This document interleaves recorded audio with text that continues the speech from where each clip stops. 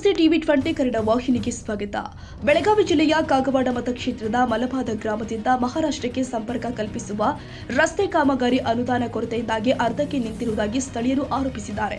ಸುಮಾರು 1 ಕೋಟಿ ವೆಚ್ಚದಲ್ಲಿ ಆರಂಭವಾದ ಈ ರಸ್ತೆ ನಿರ್ಮಾಣ ಕಾಮಗಾರಿ ಕಳೆದ 8 ತಿಂಗಳಿನಿಂದ ಪ್ರಗತಿಯಲ್ಲಿ ಇದ್ದು ಇದುವರೆಗೆ ಡಾಂಬರೀಕರಣವಾಗದೆ ರಸ್ತೆ ಸಂಪೂರ್ಣ ಹದಗೆಟ್ಟಿದೆ. ಪರಿಣಾಮವಾಗಿ ವಾಹನ ಸಂಚಾರಕ್ಕೆ ತೀವ್ರ ಅಡಚಣೆ ಉಂಟಾಗಿದ್ದು ಗ್ರಾಮಸ್ಥರು ಸಂಕಷ್ಟ ಅನುಭವಿಸುತ್ತಿದ್ದಾರೆ. ಕಾಮಗಾರಿಗೆ ಚಾಲನೆ ನೀಡಿದ ಸಂದರ್ಭದಲ್ಲಿ ಶಾಸಕ ರಾಜು ಕಾಗಿ, ಸಚಿವ ಸತೀಶ್ ಜಾರಕಿಹೊಳಿ, ಡಿಸಿಎಂ ಹಾಗೂ ಚಿಕ್ಕೋಡಿ ಸಂಸದರು ಉಪಸ್ಥಿತರಿದ್ದು ಪೂಜೆ ನೆರವೇರಿಸಿದರು. ಆದರೆ ಕಾಮಗಾರಿ ಅರ್ಧಕ್ಕೆ ನಿಂತಿರುವುದರಿಂದ ಜನಪ್ರತಿನಿಧಿಗಳ ವಿರುದ್ಧ ಸ್ಥಳೀಯರು ಆಕ್ರೋಶ ವ್ಯಕ್ತಪಡಿಸಿದ್ದಾರೆ.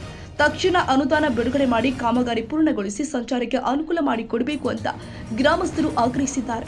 ಪಂಚಾಯತ್ ರಾಜ್ ಇಂಜಿನಿಯರಿಂಗ್ ಉಪವಿಭಾಗದ ಅಧಿಕಾರಿಗಳು ಹಾಗೂ ಜನಪ್ರತಿನಿಧಿಗಳ ನಿರ್ಲಕ್ಷ್ಯವೇ ಇದಕ್ಕೆ ಕಾರಣ ಅಂತ ಆರೋಪಿಸಿ ಸ್ಥಳೀಯರು ಧಿಕ್ಕಾರಕ್ಕೋಗಿ ಪ್ರತಿಭಟನೆ ಮಾಡಿದ್ದಾರೆ. Veeresh ಬೆಣಚಿನ ಮರಡಿಮಠ್, TV 20 Kannada, Chikkodi.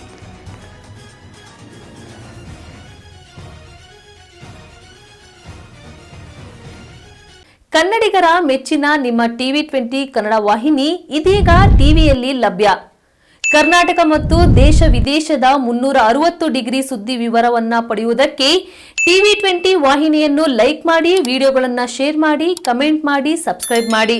HCN cable 842 ನಂಬರ್ನಲ್ಲಿ Hukkeri taluk ಹಾಗೂ ಸಂಕೇಶ್ವರದ ಸುತ್ತಮುತ್ತಲಿನ ಹಳ್ಳಿಗಳಲ್ಲಿ ಲಭ್ಯ.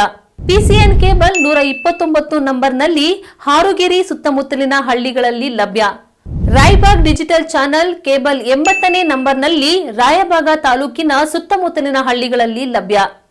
UDCN ಕೇಬಲ್ ನೆಟ್ವರ್ಕ್ ಉಗಾರ ಸುತ್ತಮುತ್ತಲಿನ ಹಳ್ಳಿಗಳಲ್ಲಿ ನಿಮ್ಮ ಟಿವಿ 20 ಕನ್ನಡ ವಾಹಿನಿಯೂ ಲಭ್ಯ.